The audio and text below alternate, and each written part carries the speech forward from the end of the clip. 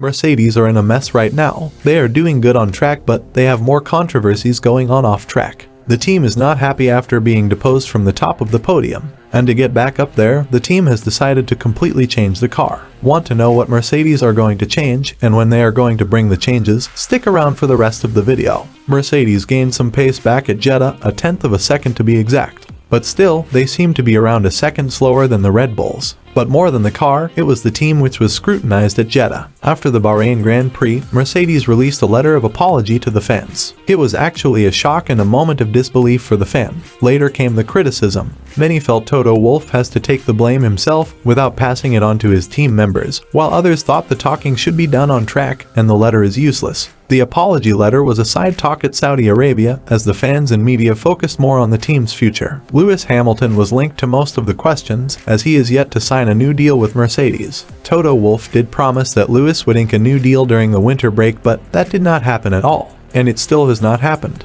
That raises a lot of questions about the Brits' future with the team. And during the Saudi weekend, Toto Wolff said that Lewis might be better off at some other team if he wants to win another championship, if the team is not able to produce a championship-winning car within a year or two. We are getting a lot of mixed messages from the team regarding the team's and Hamilton's future. So, let's just focus on what matters for both the team and Hamilton, the car's performance on track. Mercedes carried on with their unique concept for the W14, but they were well of the pace of the Red Bulls. Speaking to the media after the Saudi Arabian Grand Prix, where Russell and Hamilton finished P4 and P5, half a minute away from the leaders, Wolff opened up on the direction the team is taking for the future. If you look at the Red Bulls, they are just so quick. I think we understand the car more. I'm looking optimistically to the future. We just need to put it in a different window. We're changing the bodywork of the car, how the floor works, all of these things. Mechanically, we're looking at certain areas. The team in Brackley is just flat out. One important thing you all must remember is that a change in design concept does not point out at the side pods of a car. And whenever Mercedes is talking about a design change, fans think it's the side pods the team is talking about.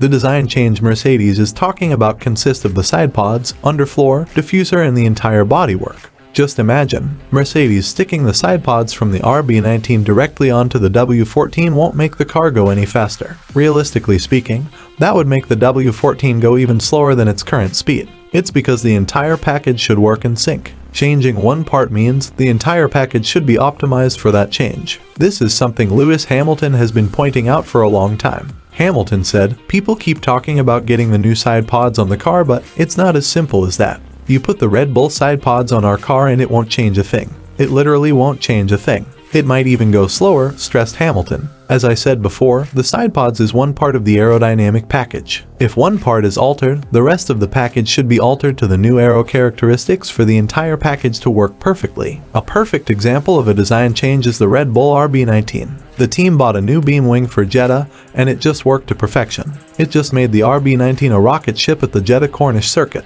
Mercedes has been talking about bringing changes and embracing a new development path, but the team has not provided any insights on what the team is up to in terms of development. Even if they do provide details, we won't understand anything for sure. But Toto Wolff was kind enough to provide some background details on the car's development work back at the factory. We headed into one direction last year and we wanted to have it work. It worked and it got better and better. But now, coming out this year, we really realized it's a dead-end street. These are the facts and everybody knows that now, so we turned around and we're running fast out of that dead-end street.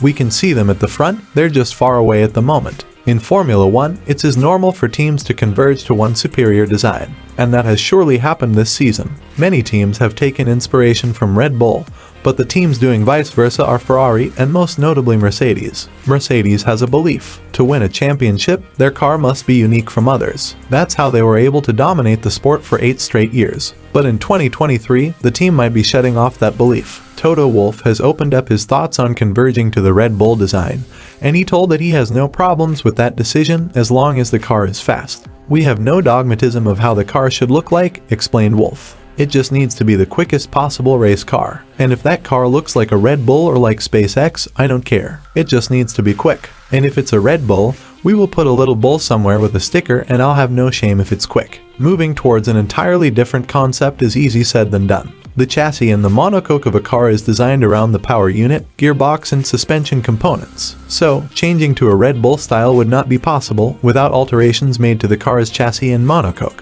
making an entire new chassis costs a lot. And in the budget cap era, a new chassis equals to the entire development budget. But Toto has not ruled out that option yet. But I think the biggest gains that we need to find is how can we extract more downforce all around the track. And these are the areas we are chasing now, and once you come to the conclusion in the next few months that that was the right avenue, then things are going to continue that way. And if we see that is not enough to actually challenge for the front, then there might be more radical decisions that need to be taken. Toto believes that major changes can make the W14 a faster machine, but he was very cautious about his opinions though, as he did mention that a new chassis is out of the question due to the budget cap. No, I think that it's out of the question that you change the chassis, because simply there is not enough budget in the cost cap.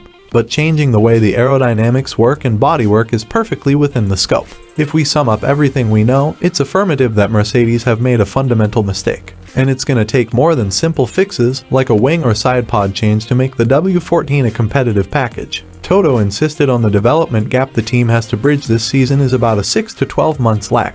That is a huge task in an era where the costs are controlled by the governing body. The W14 can be fixed, but it is not going to be soon as Toto or Hamilton would want it to be. The best shot Mercedes could have is in the 2024 pre-season testing, all problems sorted out with the new chassis in place. But what do you guys think? Can Mercedes develop the W14 to keep Hamilton at bay? Will the W14 be as competitive as the Red Bulls? Share your thoughts with us in the comments section down below. We'd love to discuss it with you. And on your way down, don't forget to subscribe to the channel to get notified of our future uploads to keep yourselves up to date about the 2023 Formula 1 season.